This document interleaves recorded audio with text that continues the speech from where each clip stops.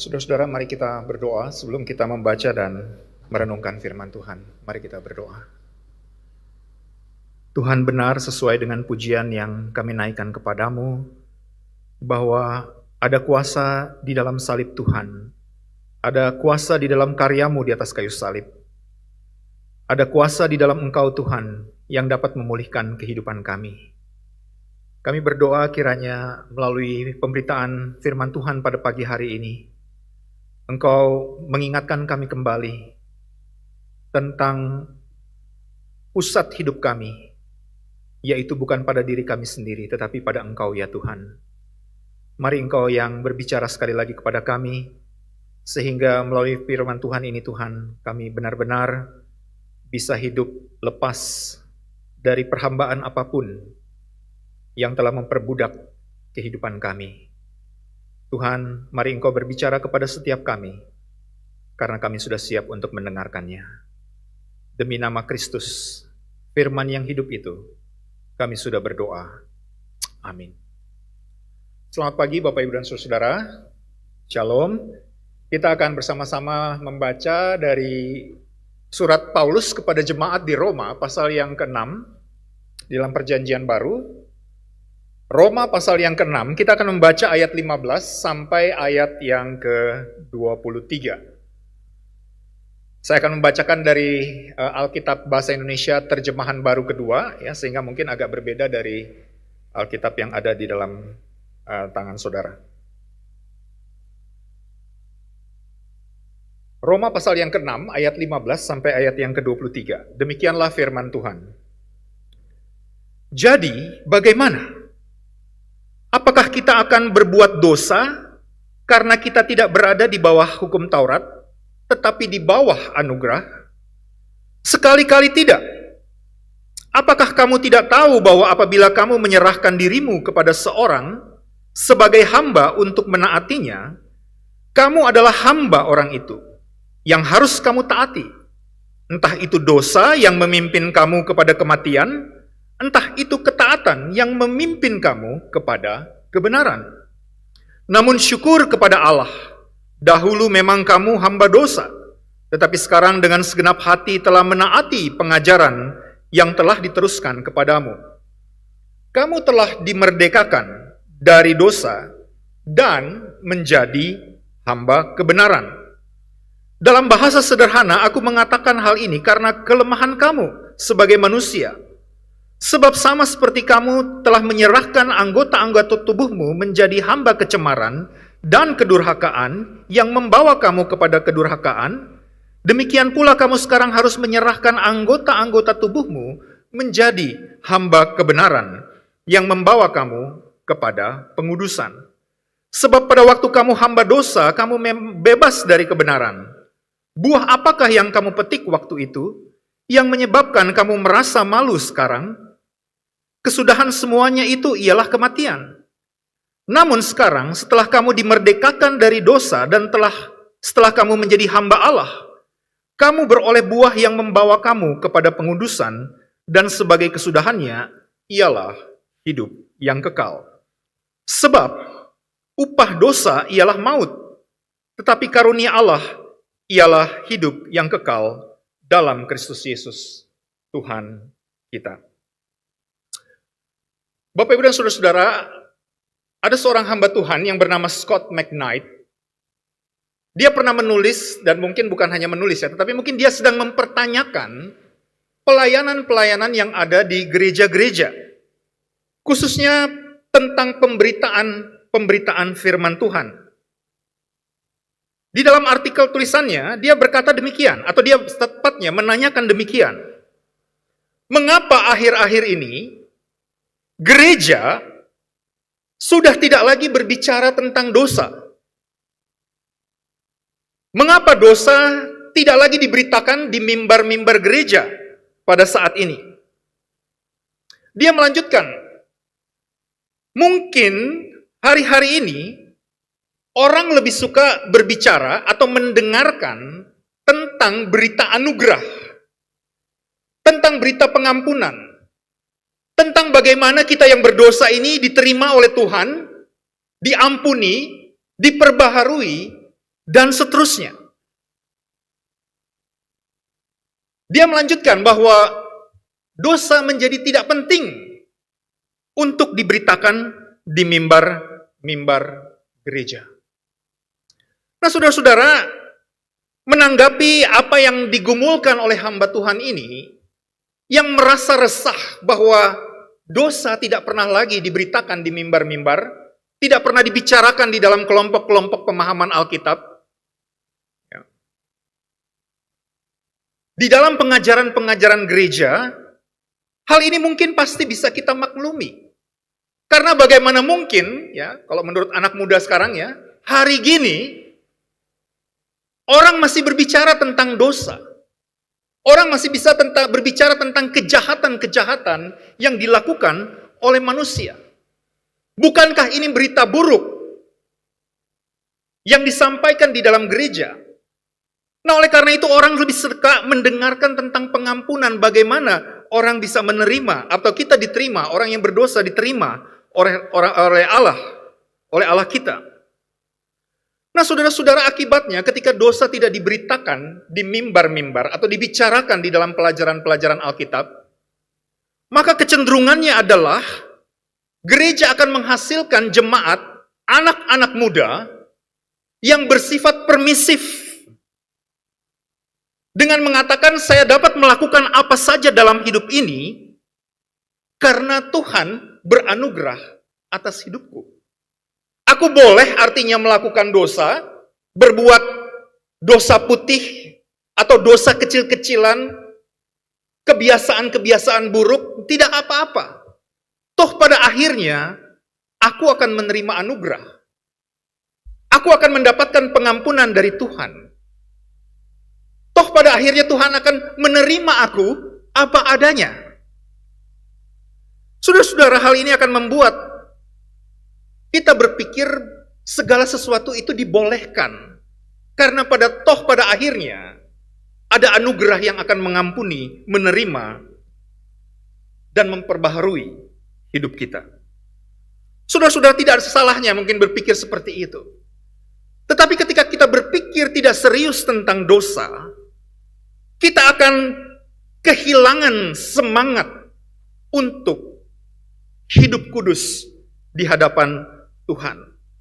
Karena kita terlalu banyak permisifnya, terlalu banyak bolehnya. Nah, saudara-saudara, permasalahan ini bukan hanya persoalan kita pada hari ini. Tetapi ini juga adalah persoalan yang juga mungkin dialami oleh orang-orang Kristen yang membaca surat Roma ini, di mana Paulus menulis surat ini kepada mereka. Karena ada pemikiran pada waktu itu dengan mengatakan demikian.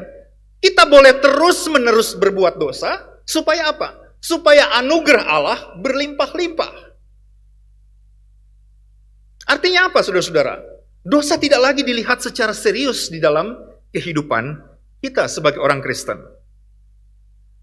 Apakah boleh kita melakukan dosa terus-menerus supaya anugerah Allah makin berlimpah dalam hidup kita? Saudara, kalau kita membaca di dalam pasal yang ke-6, ayat yang ke-1 dan ayat yang ke-15, Paulus 2 kali berkata, sekali-kali tidak. Ya. Itu artinya apa? Paulus melihat dosa itu sebagai sesuatu yang serius di dalam hidupnya. Di dalam hidup orang-orang Kristen. Mengapa Bapak Ibu dan Saudara-saudara dosa menjadi sesuatu yang sangat serius untuk kita pikirkan, kita renungkan, dan kita pahami? Persoalannya Bapak Ibu dan Saudara-saudara, seringkali kita berpikir dosa itu adalah tindakan-tindakan jahat ya, percabulan, perzinahan, pencurian, pembunuhan, dan lain sebagainya. Kita melihat dosa itu sebagai tindakan, the act of sin. Tindakan-tindakan dosa. Tetapi di dalam bagian firman Tuhan, kalau kita membaca dari pasal yang ke-1, pasal yang ke-2, pasal yang ke-3, dan di sini di dalam pasal yang ke-6, kita bisa mengerti bahwa dosa itu sebenarnya adalah sebuah penyembahan berhala. Dosa itu adalah sebuah idolatry. Apa yang kita maksud dengan penyembahan berhala di sini? Ya. Penyembahan berhala yang dimaksud di sini adalah menggantikan Tuhan pada posisinya di dalam kehidupan kita. Kita menganggap ada sesuatu yang berarti, yang lain selain Tuhan dalam hidupnya. Oleh karena itu kita perlu menggantikan itu. Menggantikan tempat Tuhan di dalam hidup kita. Ini yang dibicarakan oleh Paulus di dalam pasal yang ke-1, bahwa manusia yang berdosa telah menggantikan gambaran Tuhan yang benar itu, ya, dengan gambaran-gambaran yang salah. Tempat Tuhan digantikan oleh berhala. Pada zaman itu dibuat patung-patung, ya. Atau bahkan kita menjadikan Tuhan itu, atau menjadikan keinginan-keinginan seksual kita, itu sebagai Tuhan yang menggantikan tempat Tuhan di dalam hati kita. Arti hidup kita itu ditentukan bukan oleh Tuhan, tetapi oleh hal-hal yang lain. Ada sesuatu yang digantikan. Menggantikan tempat Tuhan, itu maksudnya. Saudara-saudara, dosa itu begitu serius bagi Paulus, karena dosa bukan hanya soal idolatry. Tetapi kalau kita lihat dalam pasal 6 ini, dosa itu digambarkan seperti apa? Seperti perbudakan. Slavery itu. Ya. Nah, saudara-saudara, pada zaman dahulu, pada zaman Paulus, kita setidaknya melihat bahwa seorang hamba atau seorang budak itu adalah seseorang yang secara sukarela menjual dirinya, ya, di pasar-pasar budak untuk melayani tuan yang baru. Kalau saya punya hutang, saya nggak bisa bayar hutang saya karena terlalu banyak. Saya sudah bekerja dengan keras, tetapi saya tidak bisa membayar hutang saya. Maka yang saya lakukan apa? Saya akan pergi ke pasar budak, lalu dengan sukarela saya menjual diri saya sebagai budak, dan kemudian apa? Saya melayani tuan yang baru. Ada unsur sukarelanya kita melakukan itu. Saudara-saudara, ketika kita melakukan dosa atau kejahatan apapun, itu kita lakukan secara sukarela, dengan sengaja, voluntarily. Ya. Sesuatu yang volunteer, sukarela kita lakukan. Dengan sengaja kita lakukan. Tidak pernah kita melakukan dosa itu setengah-setengah, tidak. Kita lakukan dengan sepenuh hati. Kalau kita melakukan kejahatan tanpa sengaja, ya itu nggak sengaja. Ya. Tetapi kebanyakan kejahatan-kejahatan atau dosa-dosa atau perbuatan-perbuatan yang tidak berkenan di hadapan Tuhan, itu kita lakukan secara voluntarily, ya, dengan sengaja kita lakukan itu. Secara intensional, maksudnya seperti itu. Nah, Bapak, Ibu, dan saudara-saudara, bagi seorang hamba, ketika dia sudah menyerahkan hidupnya kepada Tuhan, tuannya yang baru, maka tuannya berhak atas segala sesuatu dalam hidupnya, termasuk nyawanya. Kalau hamba ini berbuat jahat, dan tuannya, ini tuan yang jahat kebetulan, ingin membunuhnya, maka dia bisa dibunuh. Nyawanya bisa diambil. Resikonya adalah kematian. Dan itulah yang dikatakan oleh Paulus. Ketika kita diperbudak oleh dosa, oleh tuan ini, tuan yang jahat ini, maka tuan ini akan membawa kita kepada kematian. Berkali-kali dikatakan oleh Paulus di sana. Pasal 6 ayat 23 dikatakan, tetapi upah dosa ialah maut, kematian. Kita mempunyai bad master, ya, Tuhan yang jahat, Tuhan yang buruk. Tuhan yang akan membawa kita kepada kematian. Saudara-saudara, mungkin kita tidak pernah berpikir bahwa ada konsekuensi terhadap dosa yang kita perbuat, ada konsekuensi terhadap perhambaan dosa ini, perbudakan dosa ini.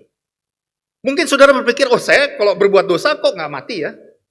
Atau setidaknya, ya, kalau saya berbuat dosa kok nggak ada konsekuensi yang langsung bisa kita terima. Saudara, hati-hati ketika kita berpikir seperti ini. Mungkin kita bisa lolos hari ini. Hari ini kita berbuat jahat, hari ini kita berbuat dosa. Mungkin kita tidak langsung dihukum. Tetapi ingat, firman Tuhan berkata ketika kita berbuat dosa atau diperhamba oleh dosa, kita sedang berada di bawah murka Allah. Kita bisa lolos hari ini. Tetapi ketika Tuhan datang sebagai hakim dan raja, untuk yang kedua kalinya, Tuhan kedatangan untuk kedua kalinya, tidak akan pernah ada orang yang lolos. Oleh karena itu tuh mungkin saudara-saudara berpikir ada banyak orang yang berbuat kejahatan di sana tanpa rasa bersalah, terus-menerus berbuat dosa. Karena mereka mungkin belum menanggung akibatnya hari ini. Tetapi ketika Yesus datang untuk kedua kalinya, tidak ada seorang pun lolos dari penghakiman Allah. Karena semua orang dikatakan berada di bawah murkanya. Setiap orang yang berbuat kejahatan, yang diperbudak, yang menjadi hamba dosa, itu sedang ada di bawah penghakiman Allah. Lalu pertanyaannya Bapak Ibu dan Saudara-saudara, bagaimana kita bisa lepas dari perhambaan dosa? Bagaimana kita bisa diberdekakan dari perbudakan dosa? Saudara-saudara, Injil itu kabar baik. Paulus mengatakan bahwa Injil itu adalah kekuatan Allah. Di dalam pasal 1 ayat 16 dan 17. Kekuatan Allah yang bagaimana? Yang dapat menyelamatkan semua orang, bukan saja dari perbudakan dosa, tetapi menyelamatkannya dari kematian dan murka Allah.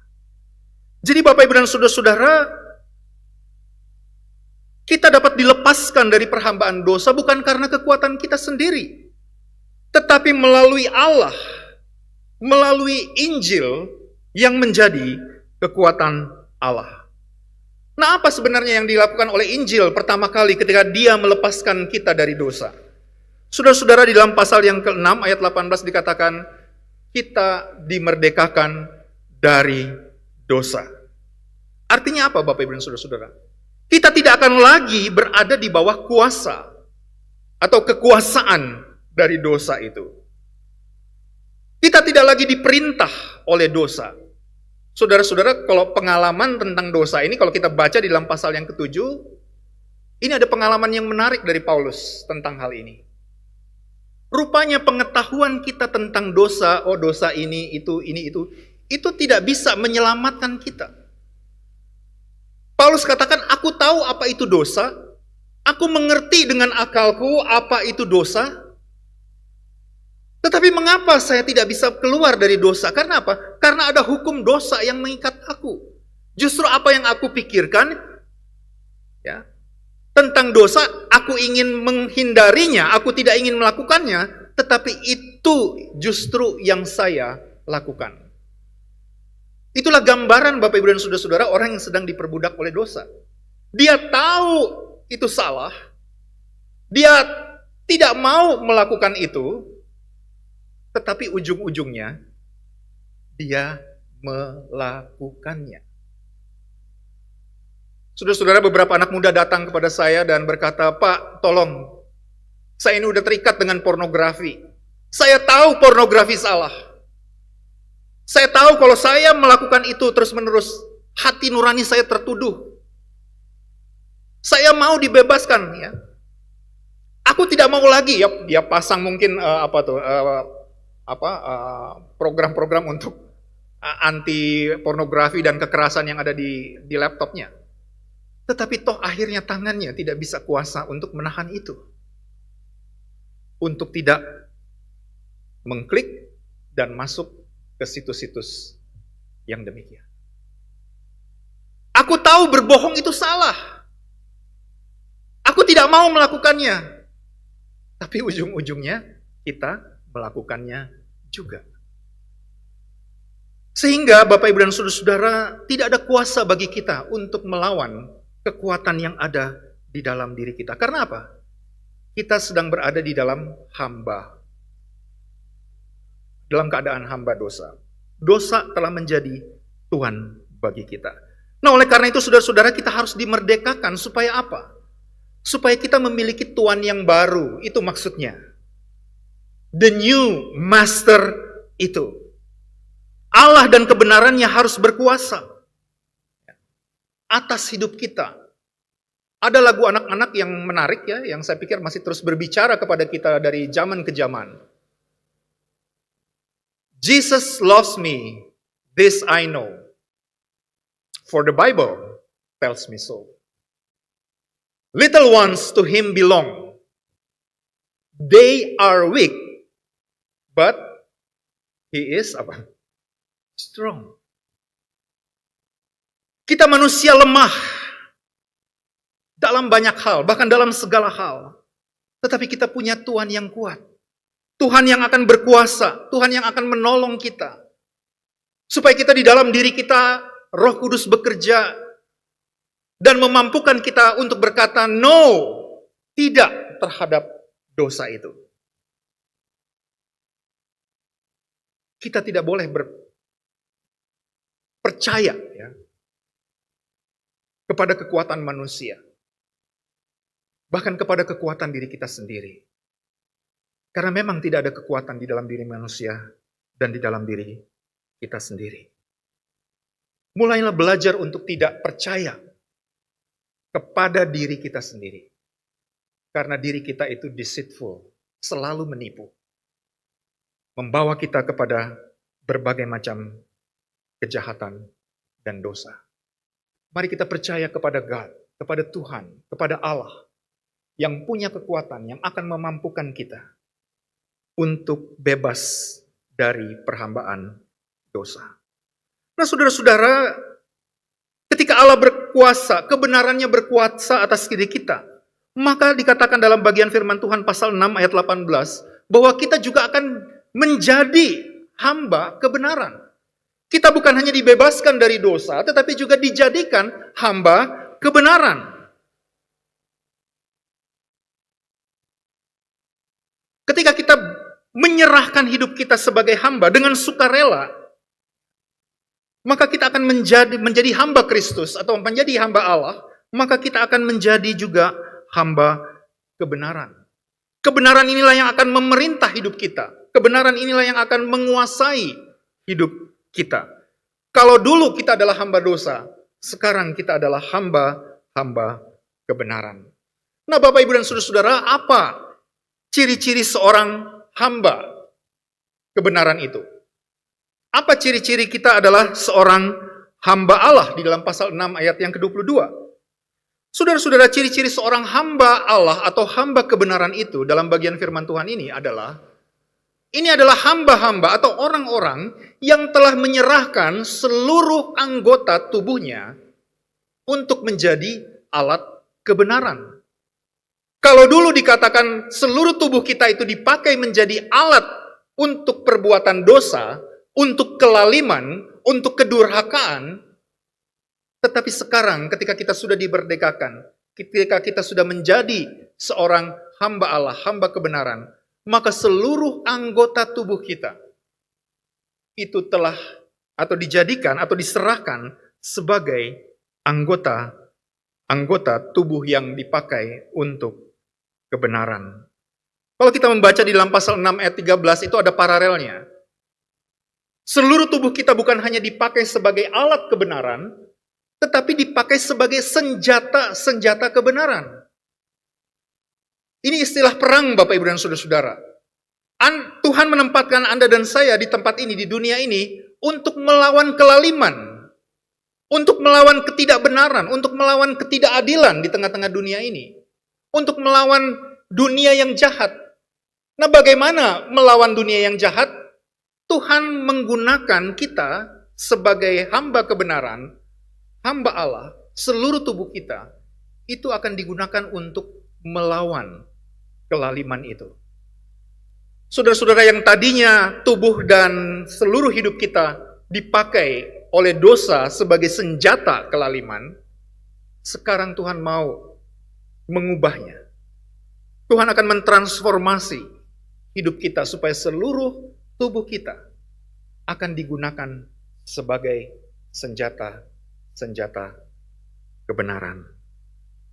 Saudara-saudara, ketika Anda dan saya menjadi hamba Allah, menjadi hamba kebenaran, Tuhan akan membawa kita untuk hidup di dalam pengudusan. Kita akan masuk kepada sebuah proses yang disebut sebagai proses pengudusan, sanctification itu.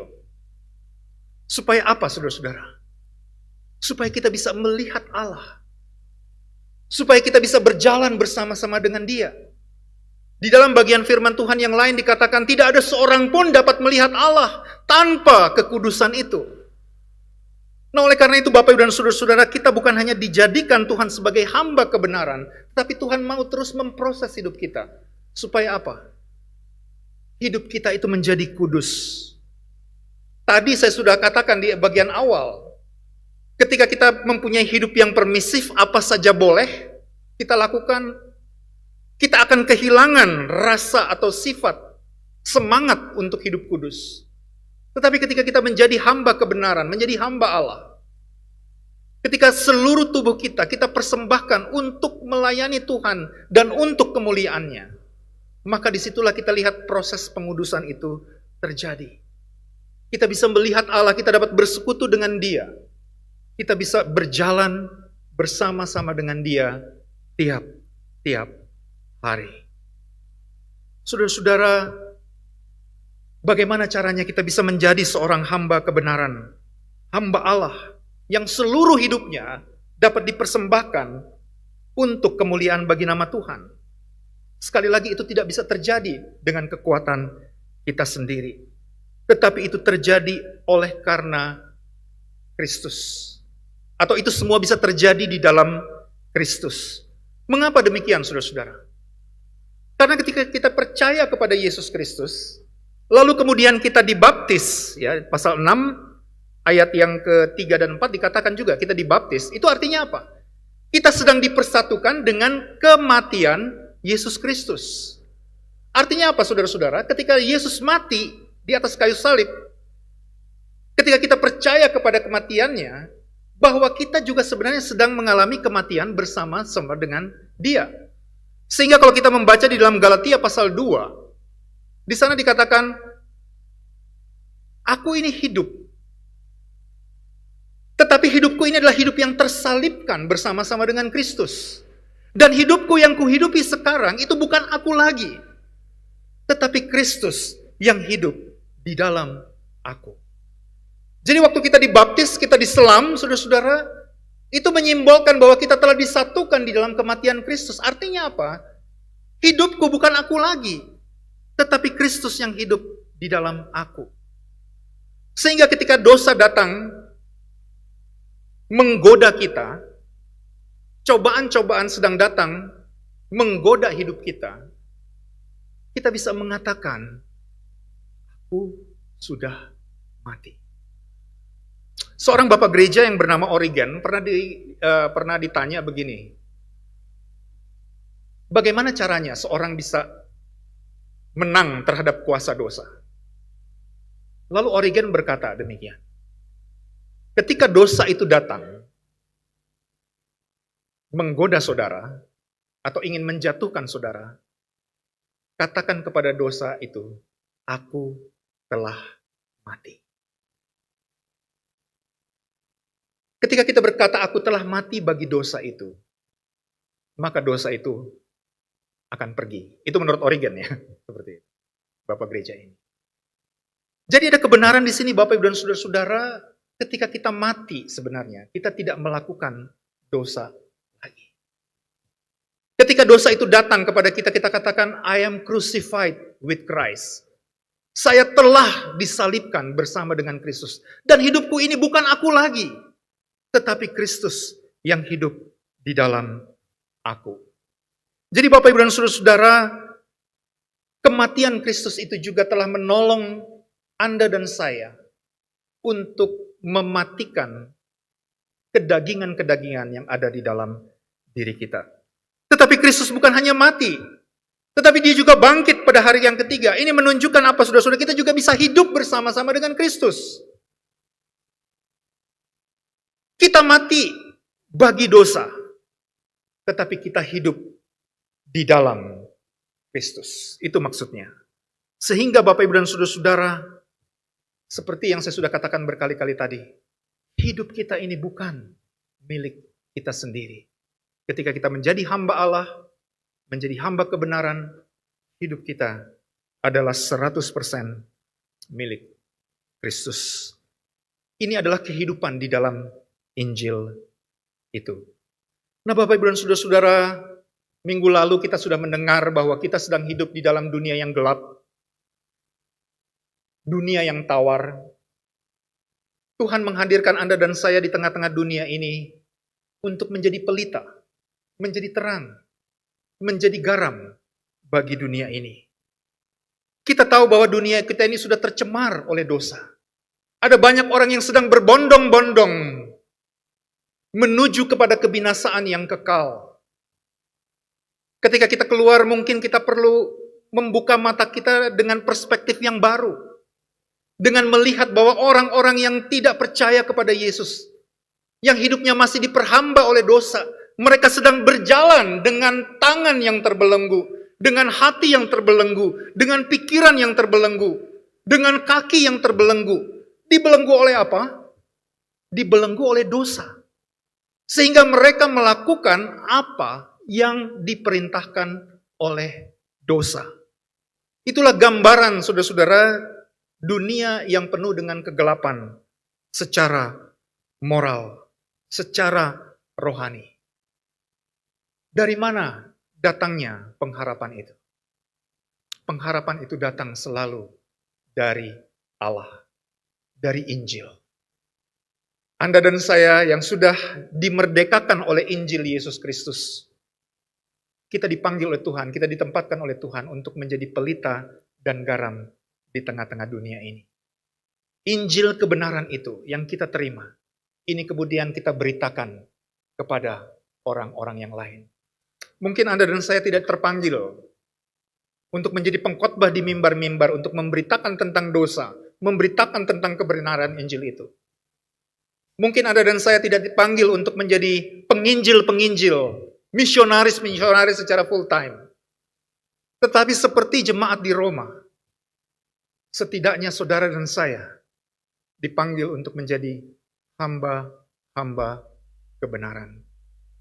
Anda dan saya dipanggil untuk menjadi hamba-hamba Allah yang telah menerima anugerah pengampunan itu, yang telah diampuni dosa-dosanya, yang telah dimerdekakan, dilepaskan dari perhambaan dosa. Sekarang kita mempunyai Tuhan yang baru, dan kita melayani Tuhan yang baru itu dengan sukarela. Oleh karena itu Bapak Ibu dan Saudara-saudara, mari melalui minggu misi atau bulan misi yang telah hampir berakhir ini, kita kembali lagi diingatkan oleh Tuhan, berkata kepada Tuhan, Tuhan, ini aku. Utuslah aku untuk menjadi hamba-hamba kebenaran. Mari kita berdoa.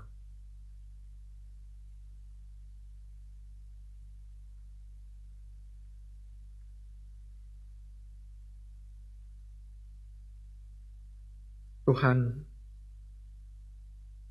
di tengah-tengah dunia yang gelap ini,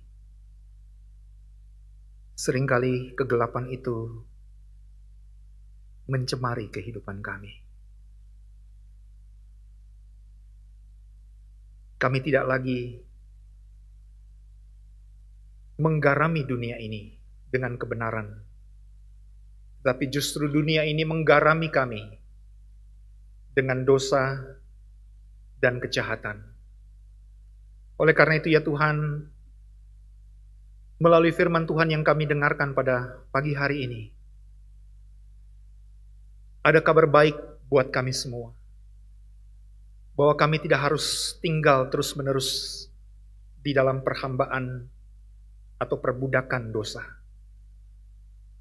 Karena seperti Paulus katakan, kamu dulu diperhamba oleh dosa. Tetapi sekarang, setelah kamu dibebaskan, dimerdekakan dari dosa, maka kamu adalah hamba-hamba kebenaran. Tuhan, tolong kami.